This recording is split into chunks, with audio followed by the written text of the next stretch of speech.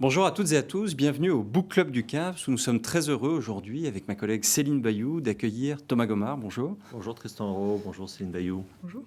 Thomas Gomard, vous êtes historien, vous êtes spécialiste des relations internationales et depuis 2015, vous êtes directeur général de l'Institut français des relations internationales, l'IFRI, où vous analysez à travers vos travaux, vos prises de parole, vos essais, l'évolution des rapports de force internationaux. Et dans le prolongement de vos derniers ouvrages, au titre évocateur, L'affolement du monde en 2019, Les guerres invisibles en 2021, L'accélération de l'histoire en 2024, vous venez de publier aux éditions Talendier un nouvel ouvrage, Qui contrôle qui, avec pour sous-titre les nouveaux rapports de force mondiaux aux éditions Talendier.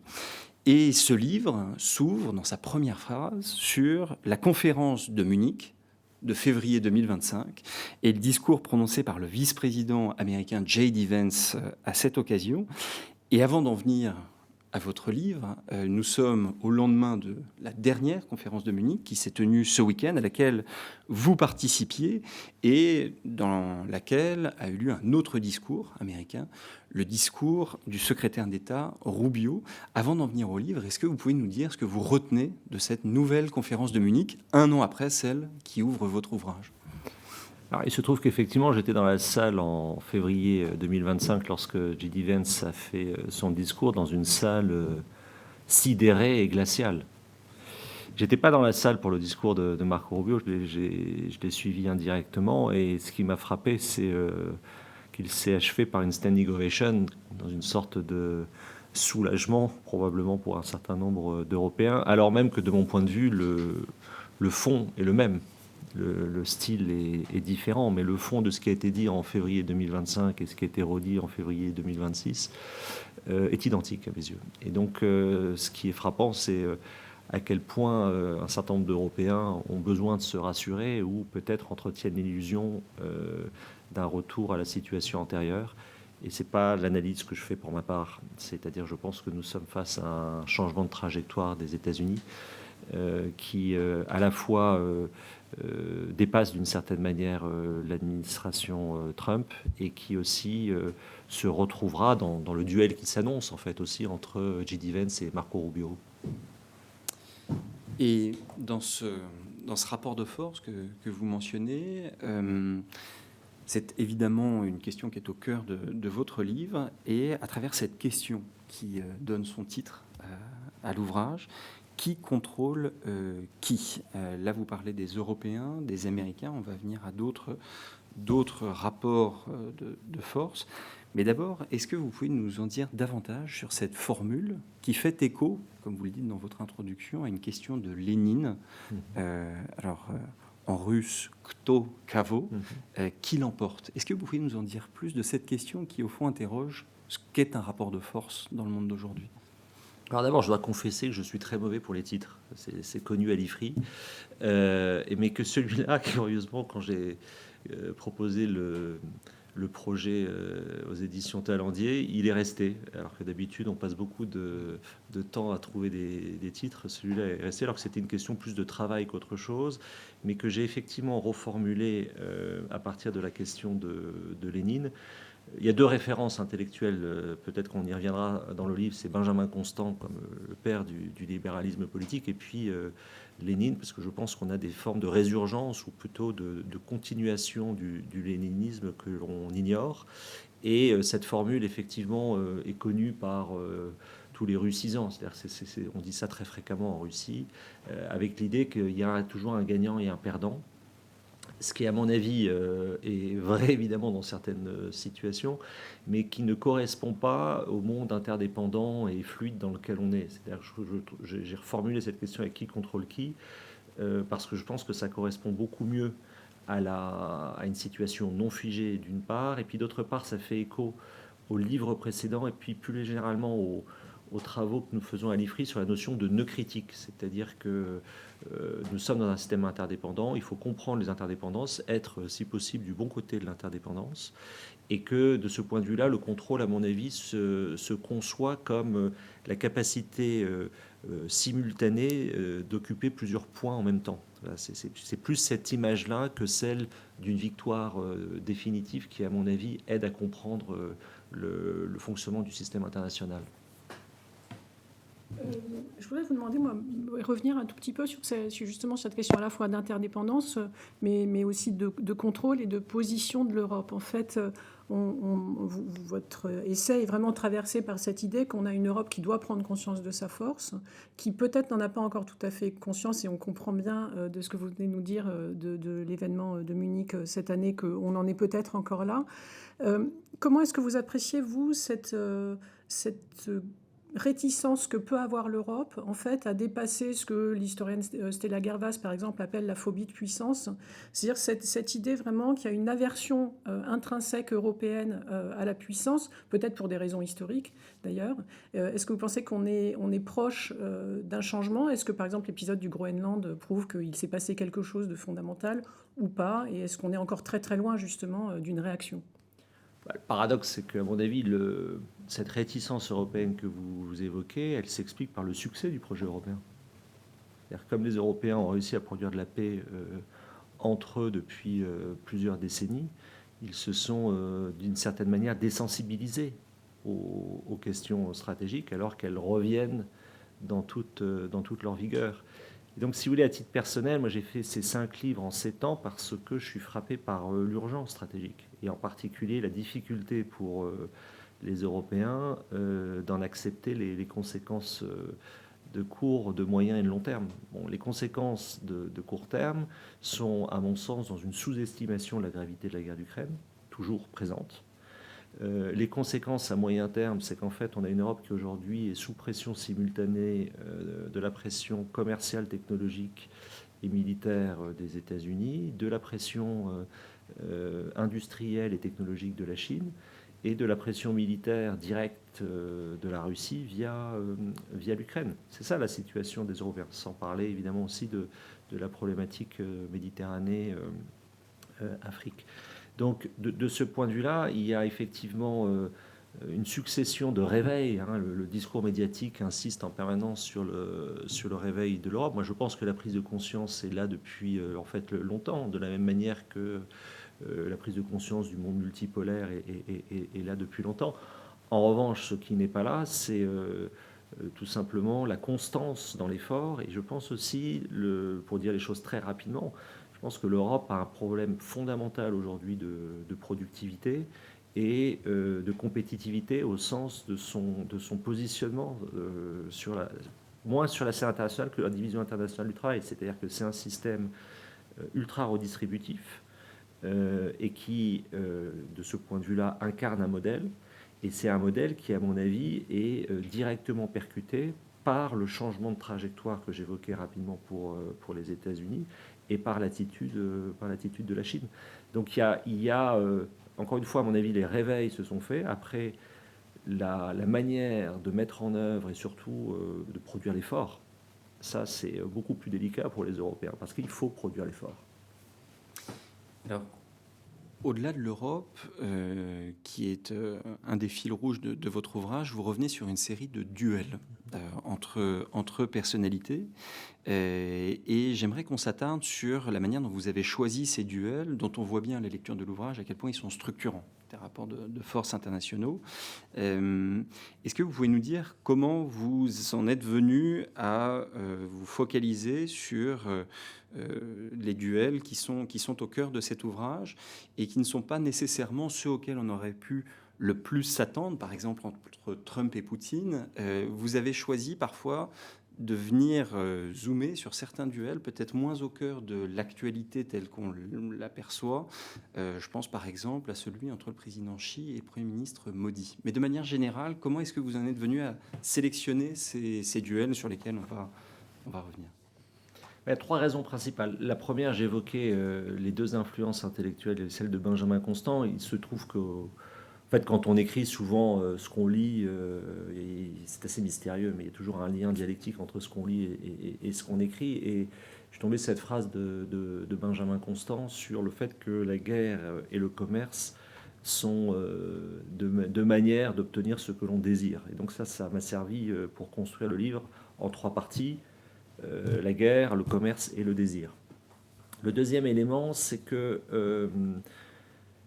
Avec le temps, je suis frappé de la nécessité, en fait, ça c'est plus un réflexe d'auteur, c'est qu'il y a toute une production, en fait, géopolitique, hein, qui a beaucoup augmenté, il y a une sorte d'inflation d'ailleurs. Donc je voulais trouver une manière, c'est très dur d'être simple.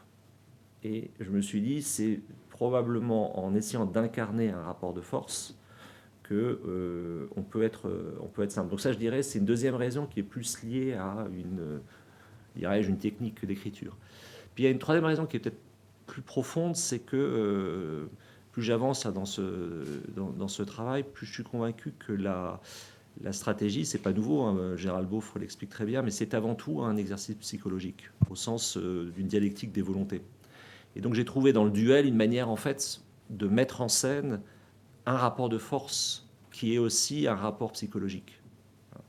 Et le fait de faire très régulièrement des entretiens avec des décideurs publics, privés, m'a confirmé un peu dans cette voie. Donc il y a aussi dans le livre pas mal de verbatim qui permettent d'illustrer ça, c'est-à-dire cette dimension psychologique, au fond, fondamentalement, dans la politique internationale, hein, comprise comme l'activité des diplomates, des organisations internationales, des militaires, etc. C'est aussi beaucoup, en réalité, de contact humain et avec une dimension psychologique, à mon avis, très forte.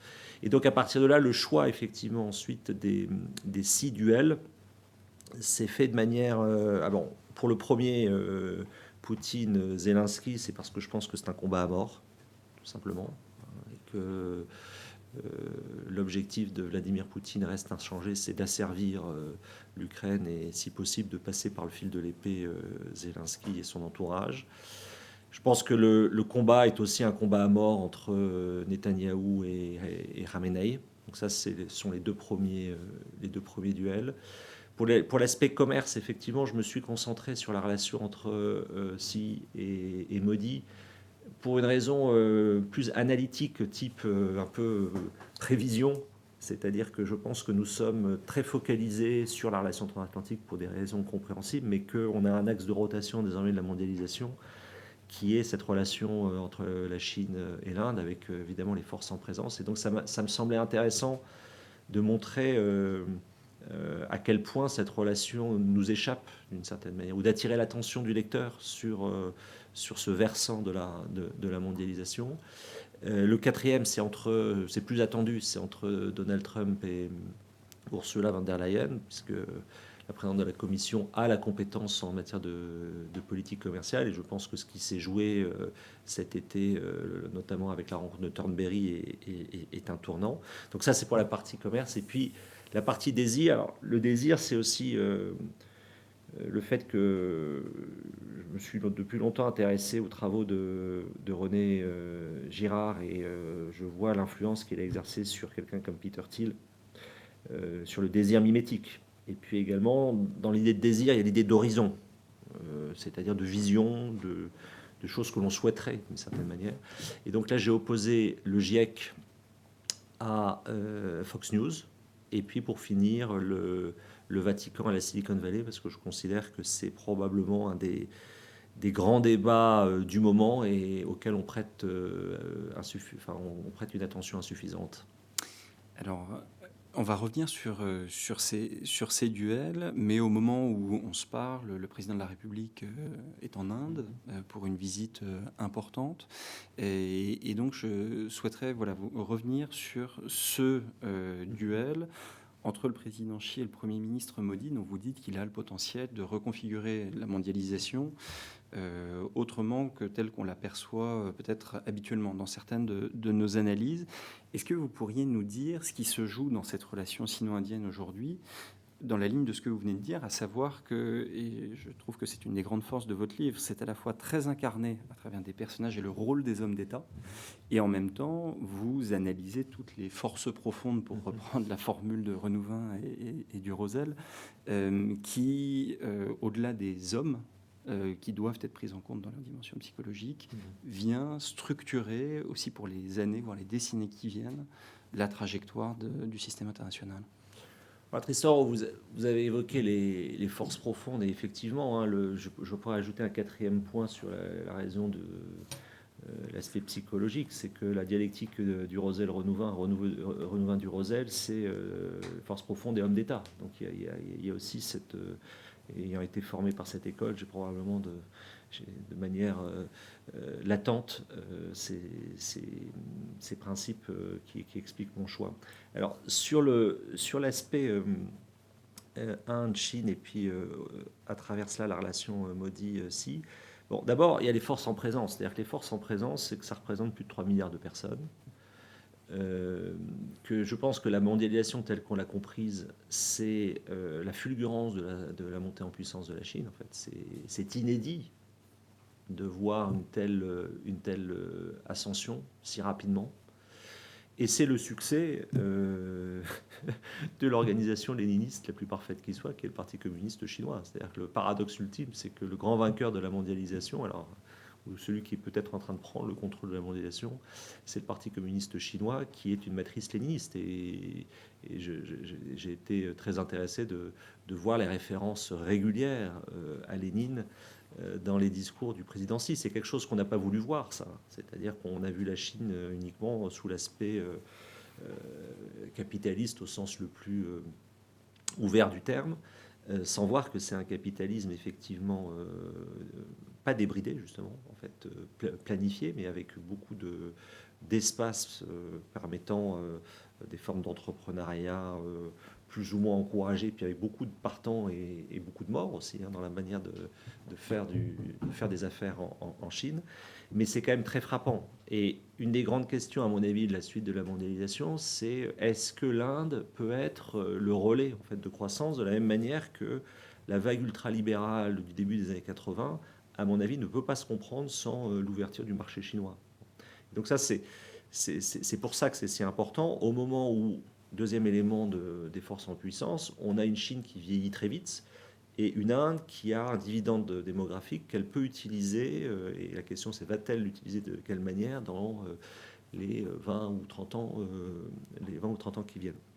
Troisième aspect, c'est que c'est aussi une relation qui est extrêmement tendue sur le plan stratégique et qui se joue à la fois alors j'ai bien aimé l'image, mais à la fois en haute altitude et en haute mer, c'est-à-dire dans l'Himalaya, qui est une des zones, à mon avis, les plus intéressantes sur le plan géopolitique, puisque c'est une zone contestée, où le tracé frontalier n'est pas arrêté entre Chine, Inde, Pakistan.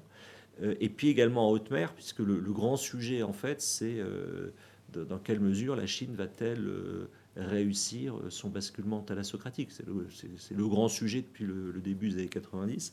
Et une Inde qui comprend qu'elle doit aussi, que si elle est déjà un acteur maritime important, elle doit devenir une puissance navale. Et puis ensuite, le quatrième aspect, alors là, on a lancé des travaux à l'IFRI sur cette question avec notamment Sylvia Malinbaume, qui a fait une note l'année dernière sur l'asymétrie économique entre l'Inde et la Chine, c'est-à-dire qu'on a quand même fondamentalement une Inde qui est un pays peu industrialisé, on a un taux d'industrialisation comparable au nôtre en Inde, c'est un pays avec le secteur primaire et puis surtout le secteur des services, et une Chine qui est devenue fondamentalement la puissance manufacturière du monde, et également, ce que là on tarde à comprendre, une puissance de plus en plus technologique, qui a pris l'ascendant dans un certain nombre de secteurs clés. Et puis après, il y a les hommes, c'est-à-dire qu'on a aussi cette relation d'antagonisme historique et une impression pas de rapprochement, mais d'amélioration de la relation avec le sommet de Tianjin du mois de fin août, début septembre, je n'ai plus la date précise en tête, et cette symbolique de la photo entre Xi, Modi et Poutine, qui pour moi est un écho en fait à victime de mon tropisme russe, de ce que nous avait annoncé Evgeny Primakov lorsqu'il était Premier ministre de Boris Eltsine. Donc c'est aussi la matérialisation de cette relation particulière entre ces trois pays qui est à l'origine fondamentalement du phénomène des BRICS et des BRICS+. Donc à travers ces fils, si vous voulez, il y a à la fois la possibilité de montrer l'antagonisme sino-indien dans certaines dimensions, les formes de complémentarité et l'effet d'entraînement de cette relation bilatérale sur l'organisation du système mondial. Alors, justement, à propos de la Chine, si on revient de façon détournée sur le duel entre Zelensky et Poutine, dont vous dites que c'est vraiment un combat à mort. Mais en même temps, vous écrivez qu'au-delà de ce combat à mort, c'est vraiment une question, une interrogation sur le devenir de l'Europe, la sécurité européenne qui est en train de se poser à travers ces deux hommes. Ce que vous montrez aussi, ou ce que vous suggérez, c'est que si la Russie s'est lancée dans cette guerre, c'est aussi une stratégie d'évitement cette guerre, finalement, pour répondre à son incapacité à s'adapter à une transition économique qu'elle n'a pas réussi et qu'elle réussit encore moins du fait de cette guerre. Et vous mettez ça en miroir justement de la trajectoire de la Chine. Vous avez cette phrase, vous dites à la fin, c'est la Chine qui gagne. Est-ce que ça veut dire que la Russie a déjà perdu dans ce qui contrôle qui ou qui l'emporte au final? Et là, j'ai envie de dire, derrière, à plus long terme, est-ce que c'est l'Inde qui se profile? Céline Bayou, ça sont des discussions qu'on a eues ensemble dans un autre cas jadis, mais fondamentalement, nous nous sommes trompés sur la trajectoire de la Russie. Voilà, nous, c'est un nous collectif, alors certains plus que d'autres, mais ce n'est pas l'objet de cette discussion.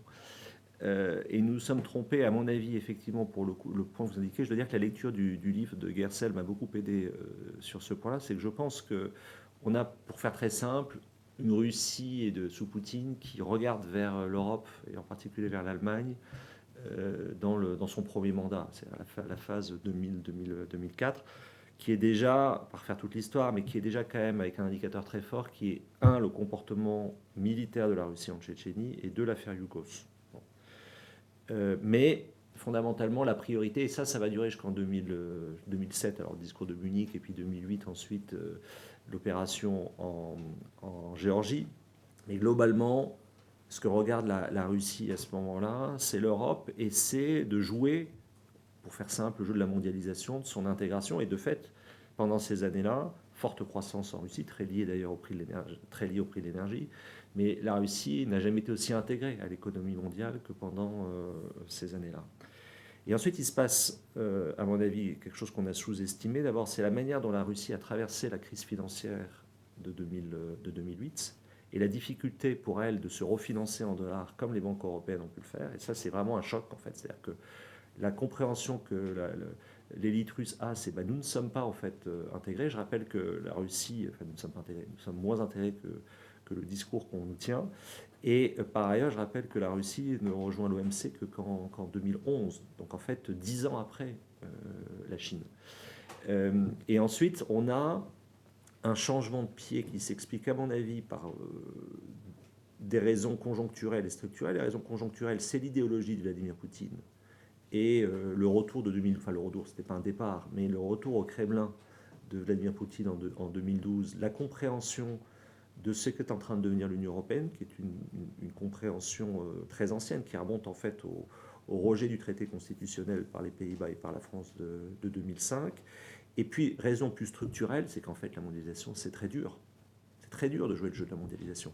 Et ce qui, rétrospectivement, est assez, à mon avis, intéressant à relever, c'est que la Russie s'est placée, dès les années 2007, le discours de Munich, d'une certaine manière, on pourrait le dater ainsi, à l'avant-garde de la révolution conservatrice. C'est-à-dire qu'elle est capable de produire un contre-discours sur la mondialisation qui va trouver ensuite des échos dans certaines forces politiques et de manière encore plus spectaculaire qui est repris aujourd'hui par la Maison-Blanche. Et c'est aussi là-dessus que le livre commence. C'est que je pense que dans le schisme transatlantique que nous sommes en train de vivre, il y a derrière ce schisme transatlantique une collusion idéologique désormais entre la Maison-Blanche et le Kremlin, qui s'explique de manière structurelle par la très grande difficulté, encore une fois, de la Russie à jouer le jeu de la mondialisation. Et d'une certaine manière, l'hypothèse, alors je ne vais pas jusque-là dans le livre, mais c'est une hypothèse aussi pour nous en termes d'analyse, c'est dans quelle mesure la Russie n'a-t-elle pas contribué à faire sortir la mondialisation de son lit, ou à la modifier très profondément.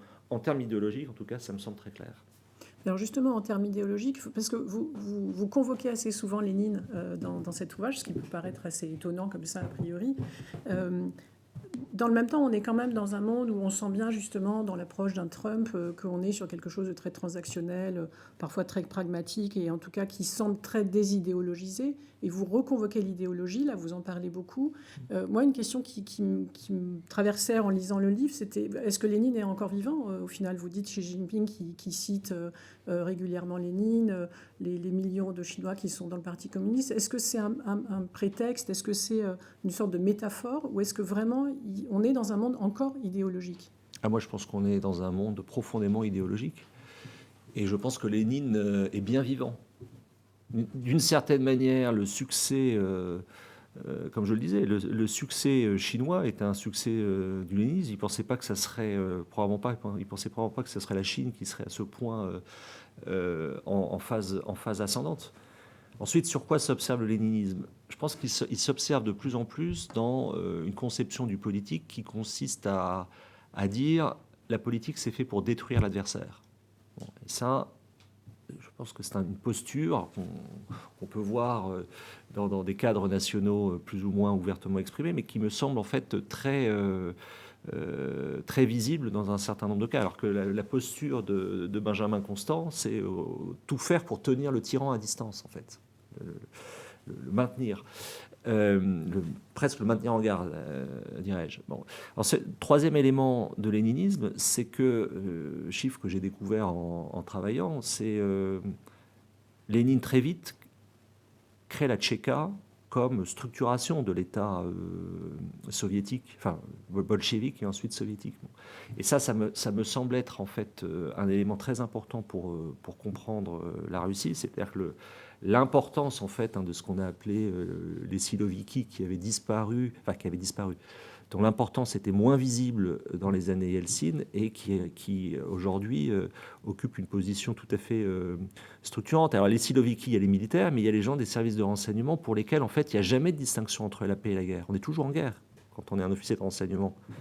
Donc ça, c'est à mon avis un élément qui se retrouve aussi très, très fortement. Puis il y a un dernier élément qu'on a, nous, oublié européens, et ça explique peut-être aussi un certain nombre de déboires, mais c'est la discipline de parti. C'est qu'il y a, en fait, c'est difficile pour les Européens, ça, j'avais essayé d'expliquer ça dans les ambitions inavouées et dans l'accélération de l'histoire. En fait, certains ont des plans. Voilà. Et non seulement ils ont des plans, mais en plus, ils ont la rigueur d'exécution et la discipline que cela requiert. Donc en ce sens, je pense que Lénine reste d'actualité. Mais comme Benjamin Constant. Oui. Et alors j'en ajouterais un troisième, parce que vous dites le primat, la place centrale de l'idéologie. Si j'en viens à un autre duel, notamment celui entre Netanyahou et Khamenei, vous l'avez dit au début, là, il y a un primat de la logique de sécurité nationale, de la survie de l'État et de la nécessité de tout ordonner dans l'action de politique étrangère à une exigence de sécurité et de préservation de l'État, ce qui, par contraste, depuis une perspective européenne, peut aussi montrer une forme d'écart par rapport à la centralité du fait guerrier. Est-ce que vous pourriez revenir sur cette manière dont, pour ces deux dirigeants dont on a encore peu parlé jusqu'à présent, c'est bien cette logique-là qui prédomine dans la conduite de leurs opérations et de leurs objectifs stratégiques? J'ajouterais, en fait, je le dis à un moment dans le livre, je pense que ce que partagent Netanyahou, Khamenei, mais aussi Poutine, et probablement à certains égards Zelensky, mais ça se pose différemment pour Zelensky, on pourrait y revenir, mais c'est la guerre permanente. C'est l'état de guerre d'une certaine manière. Alors le virage illibéral pris par Benyamin Netanyahou est antérieur au 7 octobre. Les attaques du terrorisme militarisé du Hamas, la réaction d'Israël font qu'en fait on a aujourd'hui Benyamin Netanyahou qui semble insubmersible, alors même que le 7 octobre, on verra ensuite les commissions d'enquête, choses comme ça, mais l'avaient quand même fondamentalement affaibli. Et pourquoi ? Parce que là, c'est frappant quand même de comparer l'efficacité militaire d'Israël dans sa capacité à détruire l'axe de résistance patiemment construit par la République islamique d'Iran et l'inefficacité militaire de la Russie en Ukraine. C'est frappant. Bon. Donc, il y a dans la manière de faire la guerre, il y a, à mon avis, un certain nombre d'analyses et de réflexions à faire. Ensuite, quand on compare Netanyahou et Khamenei, bon, ce sont deux hommes qui ont été blessés, ce que j'ai découvert, et j'avoue que je connaissais très mal la biographie de l'un et l'autre. C'est ça qui est bien quand on écrit des livres, c'est qu'on apprend des choses. Et en fait, je les ai aussi mis en parallèle parce que ce sont deux profils tellement différents. Pour ce que l'on en sait, Khamenei, depuis 1989, n'a voyagé qu'une seule fois à l'étranger, en Corée du Nord. Bon. Et Benjamin Netanyahou, qui est un pur produit, voilà, c'est la crème de Tsahal, c'est un milieu intellectuel, universitaire, c'est quelqu'un qui renonce à sa nationalité américaine pour rejoindre la diplomatie israélienne, qui fait des études extrêmement brillantes, qui commence sa carrière professionnelle au Boston Consulting Group, au fond qui est de plein pied dans la mondialisation, qui comprend la mondialisation telle qu'on l'a enseignée et pour certains d'entre nous probablement vécu parfaitement. Donc il y a quelque chose d'assez, ça c'est plus une réflexion d'auteur, mais il y a quelque chose de très fascinant de les mettre en vis-à-vis. Et puis ensuite, il y a, je pense, effectivement, de part et d'autre aujourd'hui, une situation où, pour la République islamique d'Iran, et c'est antérieur à 1979, mais la question du nucléaire reste absolument déterminante, et également pour Israël. Et donc la phase dans laquelle on est une phase qui, c'est pour ça que le qui contre le qui, je l'ai trouvé très intéressant aussi, à la fois sur Netanyahou et Khamenei, mais c'est aussi Netanyahou et Trump. C'est-à-dire que Benjamin Netanyahou arrive à faire intervenir les États-Unis dans le conflit. Je rappelle qu'il y avait une réticence très forte de Donald Trump lors de son premier mandat, qui avait autorisé l'assassinat de Soleimani en territoire irakien, mais qui avait stoppé en fait une opération destinée à frapper l'Iran. Et là, il y est allé. Bon. Et ça, c'est aussi, alors je ne vais pas aller dans ce degré de précision, mais sur l'emboîtement ou l'intrication en fait de la décision israélo-américaine, ça mériterait des travaux à part entière, parce que c'est un exemple cristallin, dirais-je, de contrôle qui n'est pas forcément exercé par celui auquel on pense de prime abord.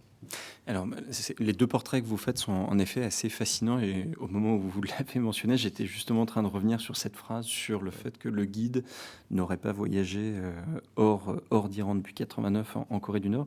Vous mentionnez aussi les lectures préférées des deux personnes en question, des deux dirigeants en question. Et ça, c'est encore un des mérites de votre livre, de revenir sur ces sources intellectuelles des dirigeants dont on parle. Est-ce que vous pouvez nous en dire un mot? Parce que là encore, c'est une face un peu méconnue, mais qui vient éclairer au moment où des négociations, il en est beaucoup question au sujet de l'Iran, mais sur ces sources intellectuelles d'un Netanyahou et d'un Khamenei. Bon, Netanyahou, c'est quelqu'un qui lit énormément, qui a une discipline intellectuelle depuis toujours, en fait. C'est le fils d'un universitaire qui a été un des fondateurs du Likoud, mais qui n'a pas émergé politiquement comme il l'attendait, et qui a fait sa carrière universitaire, plutôt une carrière de bon niveau, mais de second rang aux États-Unis, et donc qui baigne dans un milieu intellectuel depuis toujours, et qu'il a entretenu, qu'il a beaucoup développé, et qui a lu aussi La Grève, ce type de texte sur... le nom m'échappe là, de l'auteur Ayn Rand. Voilà. Et ça l'a beaucoup marqué. Donc c'est la référence que j'utilise, c'est celle-ci. Et quant à Khamenei, alors il dit qu'il aime beaucoup Victor Hugo. Ça, c'est assez fréquent, en fait, chez les autoritaires d'aimer Victor Hugo. J'ai beaucoup entendu l'éloge de Victor Hugo dans mes années russes. Mais c'est quelqu'un qui a aussi une formation intellectuelle poussée. Et sur ce que ça veut dire, sur la traduction que cela peut avoir dans les négociations, très franchement, je ne saurais pas répondre à cette question. Ce qui me frappe quand même, c'est que on est aujourd'hui, de la part de Khamenei, dans une situation où il a 86 ans, ce qui est Ce qui me paraît tout à fait évident, c'est que la vigueur de la répression qu'il impose une nouvelle fois à l'Iran montre sa complète détermination. Donc moi, je ne suis pas du tout sur un scénario de conciliation facile. Je pense qu'on a un côté jusqu'au boutiste chez les deux hommes. Je voudrais revenir sur les fameux registres de Benjamin Constant et qui structurent votre livre, donc Guerre, commerce et désir, et sur justement cette question du désir et de peut-être notre trop faible prise en compte de cette dimension-là et qui est quand même déterminante dans les choix d'un certain nombre de ces dirigeants, et on le voit bien dans vos portraits.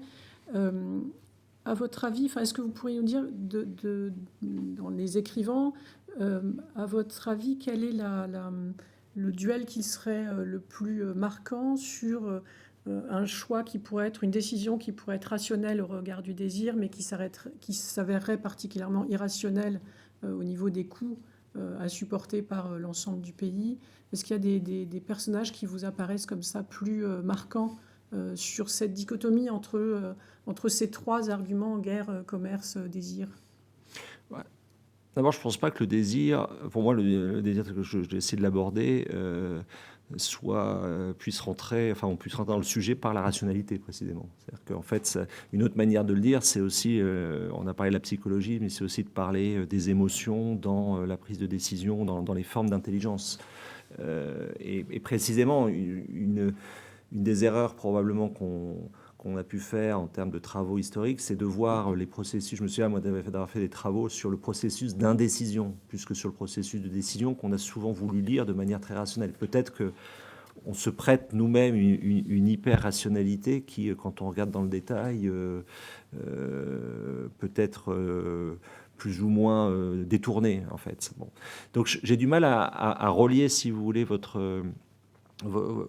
ce que je trouve intéressant dans le désir, c'est que précisément, c'est de dire, en fait, il y a une part d'irrationnel, d'émotion, de non maîtrisé qui doit être intégré quand on veut essayer d'anticiper au mieux. Voilà. Et c'est très difficile, hein. C'est-à-dire que, effectivement, les références intellectuelles, artistiques, les liens personnels, amoureux, tout ça, à mon avis, ce sont des choses qu'il faut arriver à intégrer à une réflexion.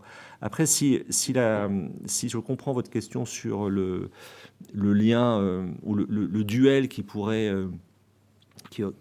mérité d'être traité, qui permettait peut-être de relier guerre, commerce et désir, bon, il y a un sujet de livre à part entière qui est la relation entre Trump et Xi Jinping. En fait, c'est à la fois le contraste entre les deux personnalités, le contraste physique déjà. Enfin, vous avez déjà votre première phrase, quoi. C'est trop facile d'une certaine manière en termes d'écriture.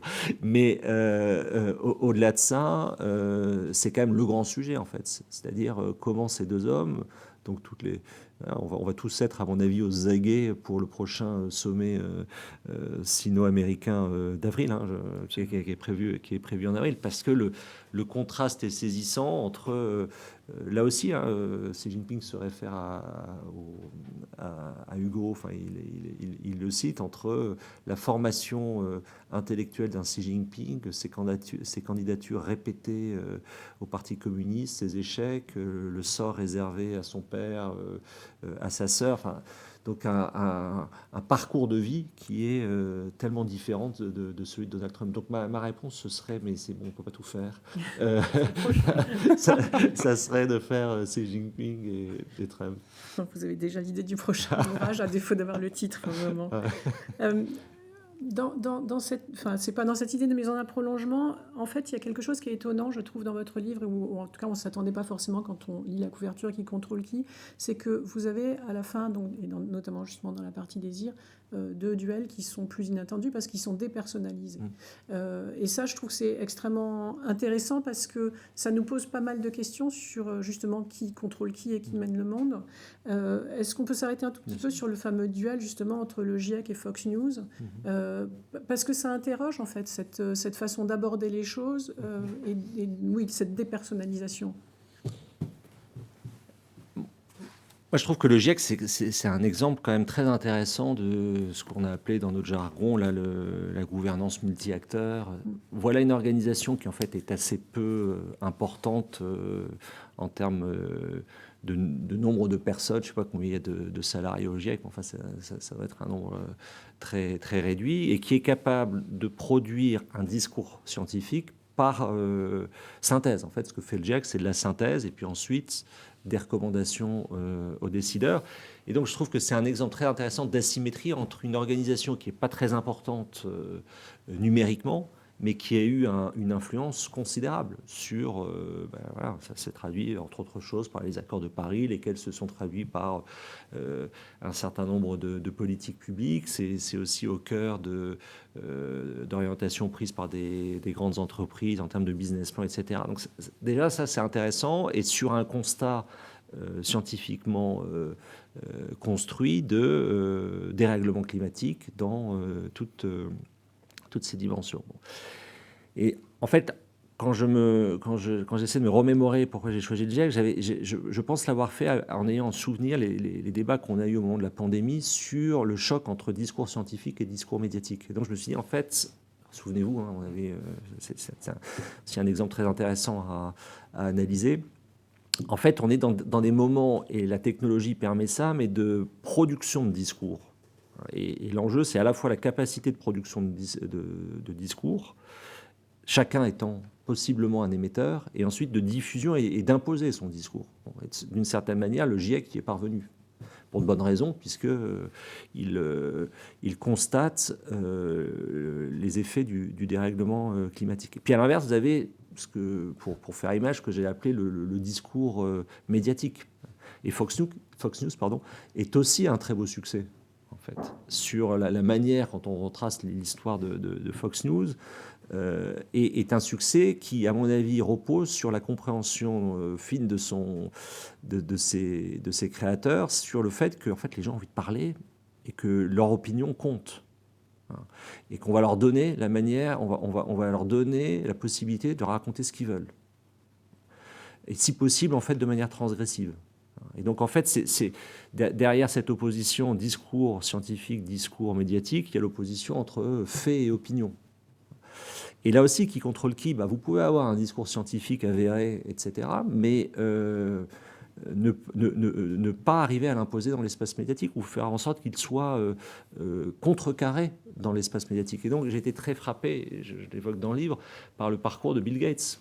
Bill Gates, qu'on a accueilli à Paris comme étant en fait le champion de la lutte contre le réchauffement climatique, etc. Bon, quand on lit son texte d'octobre 2025, c'est tout à fait intéressant. En fait, c'est un peu comme la Russie vis-à-vis de la mondialisation. C'est-à-dire que c'est de dire non, le changement climatique, c'est trop dur, quoi. Donc maintenant, je vais faire de la lutte contre la pauvreté et puis de la santé publique. Bon. C'est majeur, en fait.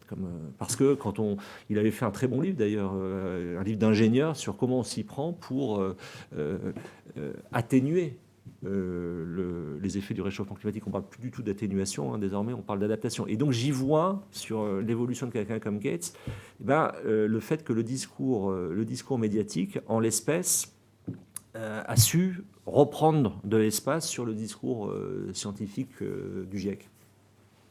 Et alors, il y a un autre duel qui est tout aussi fascinant dans votre ouvrage, c'est le dernier chapitre, qui oppose la Silicon Valley et le Vatican comme grands producteurs d'imaginaire contemporain, et avec des spécificités évidentes de part et d'autre, et sur là une conception très fondamentale en réalité de ce qu'est l'humanité, son devenir, etc.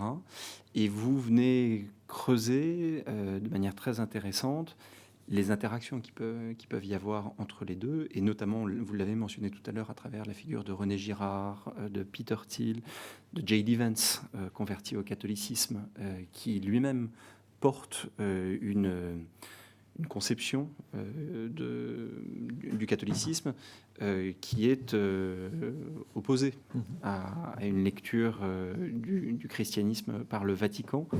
Est-ce que vous pourriez revenir sur ce duel-là, qui est tout à fait structurant au regard de son influence sur, encore une fois, l'avenir du monde, et deux imaginaires absolument structurants? Là, il y a deux raisons personnelles au départ.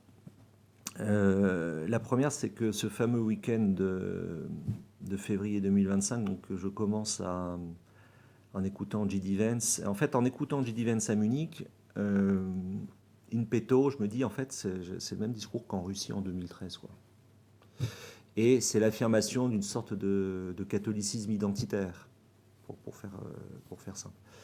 Et sauf que le dimanche, j'ai assisté, et vous connaissez la salle Tristan Euro de Munich, bon, c'est une salle assez âgée, très majoritairement blanche, voilà. Et le dimanche, je me retrouve à la messe d'ordination épiscopale de Monseigneur Guillet, 48 ans, à Saint-Denis. Et là, en fait, les personnes blanches, on doit être 10% par rapport à Munich. Je vois le contraste et je vois ce jeune évêque, ancien curé de Trappes et de Mantes-la-Jolie, reçu par une foule, parce qu'il y avait 5000 personnes, complètement métissée, allègre, et qui lui réserve un accueil de rockstar, littéralement. Et donc le contraste, si vous voulez, pour ce qui relève du catholicisme, m'a vraiment frappé. Donc ça, c'est la première raison. La seconde, c'est que il se trouve que j'ai une chronique dans la revue Études des Jésuites depuis maintenant quelques années, et que le père Evé, ça m'a inspiré d'ailleurs pour les ambitions d'Inaoui. Il m'a dit un jour, bon, vous arrivez quand même à un âge maintenant, il faudrait prendre les questions religieuses et spirituelles un peu plus au sérieux. Donc, étant très ébranlé par cette remarque, qui n'est pas qu'une remarque de bon sens, j'ai commencé effectivement à travailler sur ce sujet, alors que très franchement, j'y avais... on a eu des échanges avec Céline Bayou sur la Russie jadis. Ce sont des questions que j'avais pas minorées, mais auxquelles je m'étais vraiment pas forcément intéressé directement. Donc là, je m'y suis mis. Et effectivement, à mon avis, c'est une tension déterminante, là aussi, pour essayer d'anticiper au mieux, pour deux raisons. La première, c'est que c'est le choc de deux temporalités, c'est-à-dire que Léon XIV est le 267e pape.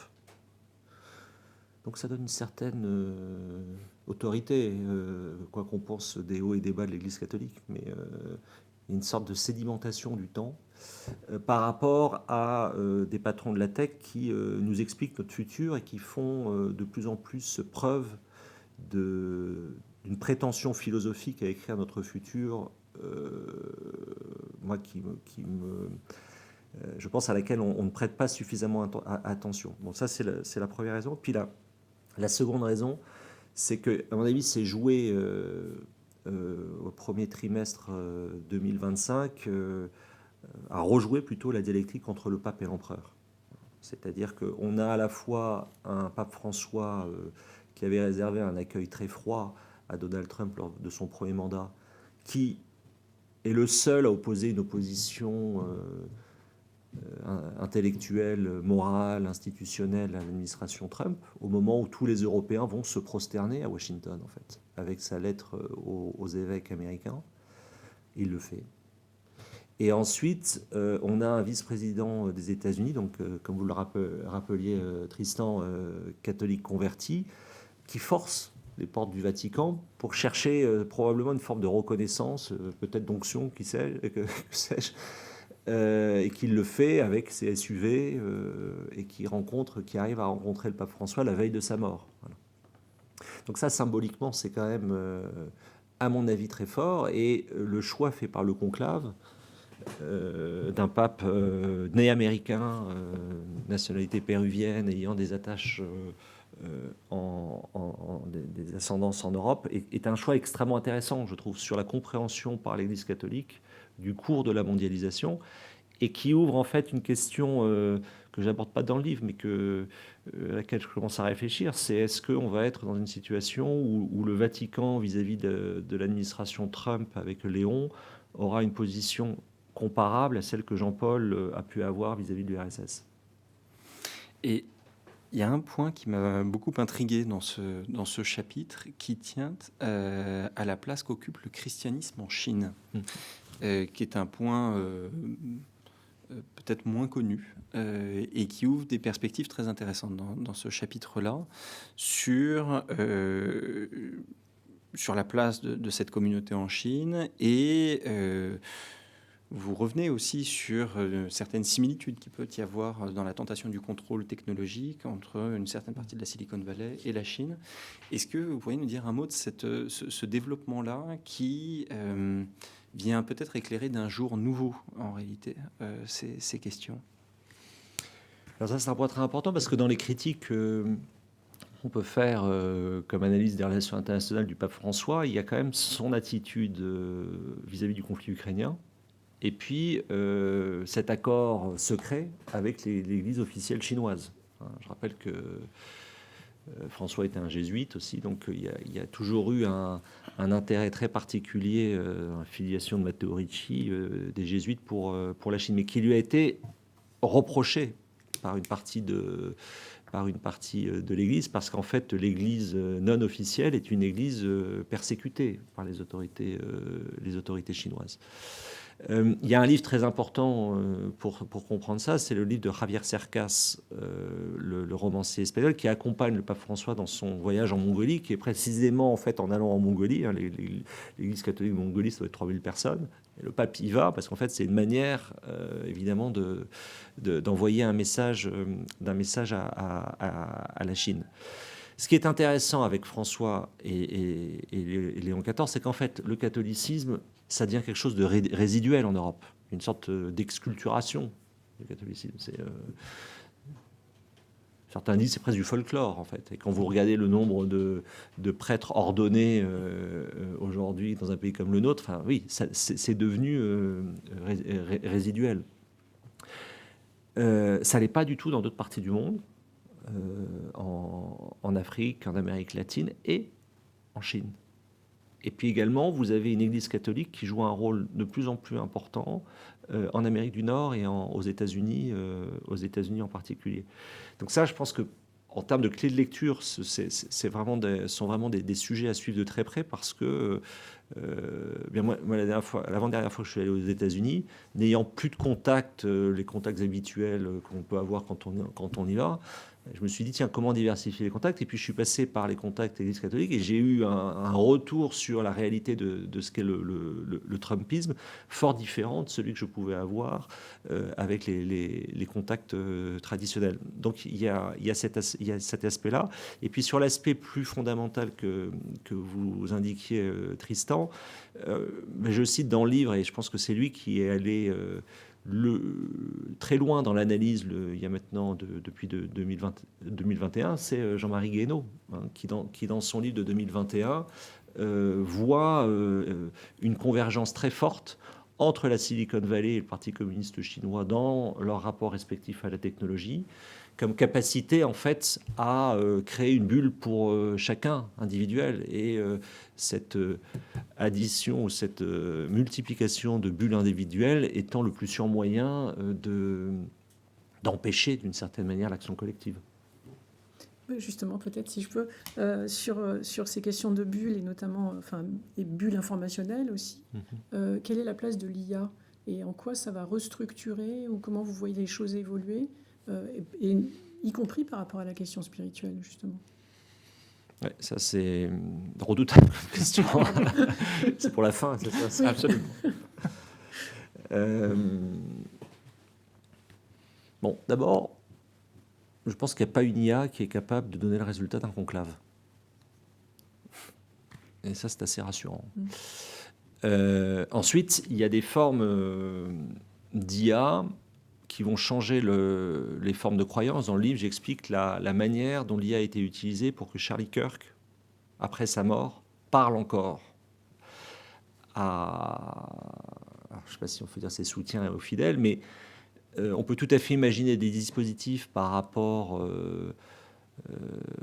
à des populations, j'allais dire peu instruites, c'est pas le bon terme, mais crédules, et qui fonctionnent. C'est-à-dire, bah oui, en fait, Charlie Kirk nous parle. Donc, dans les pratiques, je pense qu'il va y avoir, de la même manière que certains hommes politiques ont utilisé les hologrammes, je pense qu'il va y avoir des pratiques religieuses qui vont être effectivement construites sur l'IA, où on va nous faire parler des voix de l'au-delà. Alors après, c'est la manière dont ça sera présenté et le type de croyance que l'on peut avoir par rapport à ça. Mais on va être dans des situations, effectivement, de changement, pour parler comme Lucien Febvre, d'outillage mental. C'est évident.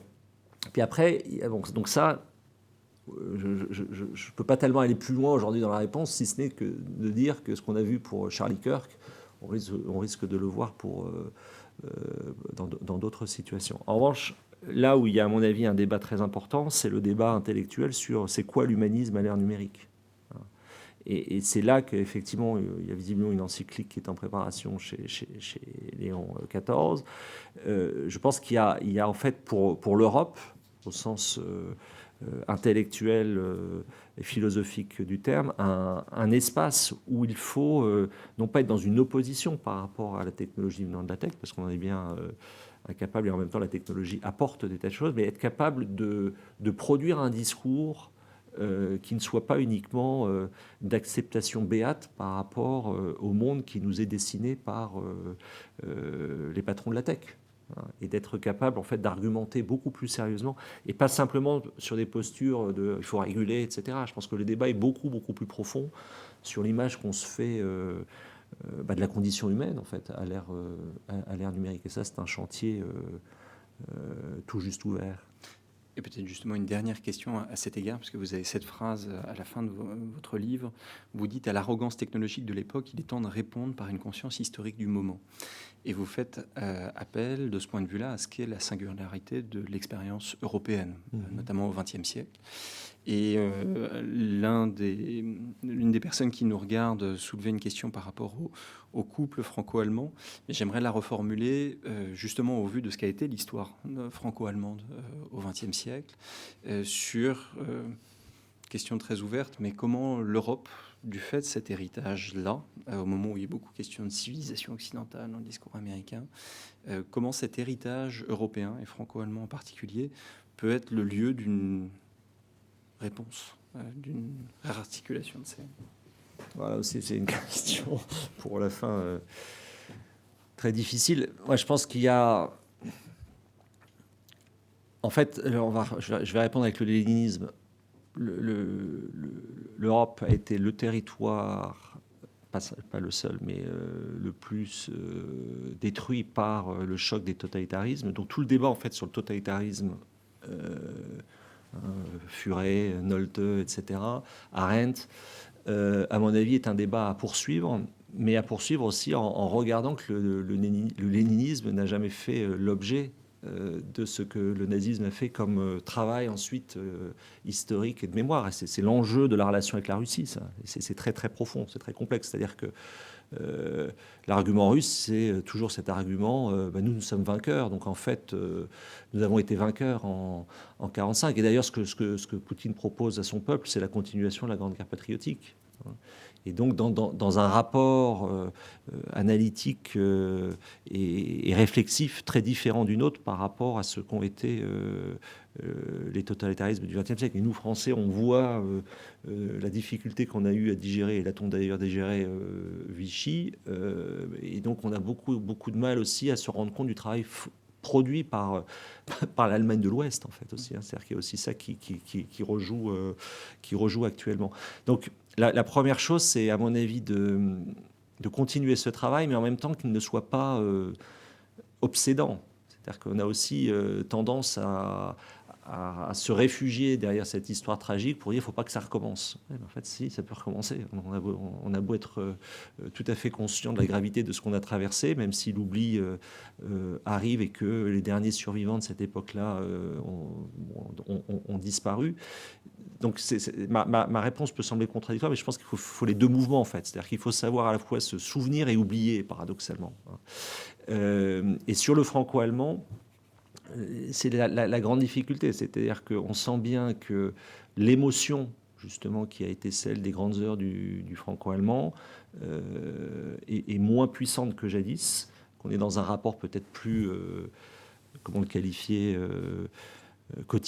pas quotidien, technocratique d'une certaine manière, en fait, où l'aspect de compréhension... En fait, je vais formuler comme ça, le grand sujet, à mon sens, c'est la manière dont on fait des relations internationales aujourd'hui et on perd de plus en plus l'altérité. Et je pense que nous avons perdu une forme d'altérité dans le franco-allemand de part et d'autre.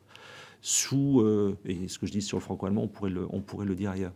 Donc ma réponse, c'est essayer évidemment d'abord de prendre acte des difficultés, vous connaissez parfaitement, etc. Mais aussi en fait, comment on traite, c'est pas le bon terme, mais comment on vit l'altérité avec le partenaire allemand, avec le peuple allemand, entre peuple français et peuple allemand. Et plus largement, ça veut dire quoi l'altérité aujourd'hui quand on fait des relations internationales? Merci pour cette magnifique question qui conclut nos échanges. Et... Je peux poser une question difficile parce que j'en ai eu. C'est à mon tour. Absolument, mais il me reste simplement à vous remercier infiniment. Je ne vais certainement pas chercher à résumer ce qui était un échange extrêmement riche à l'image de votre livre, dont je rappelle le titre « Qui contrôle qui ?» Et je vous remercie encore beaucoup pour cet échange. Merci Thomas Gomard. Merci Tristan, merci Céline Bayou. Merci.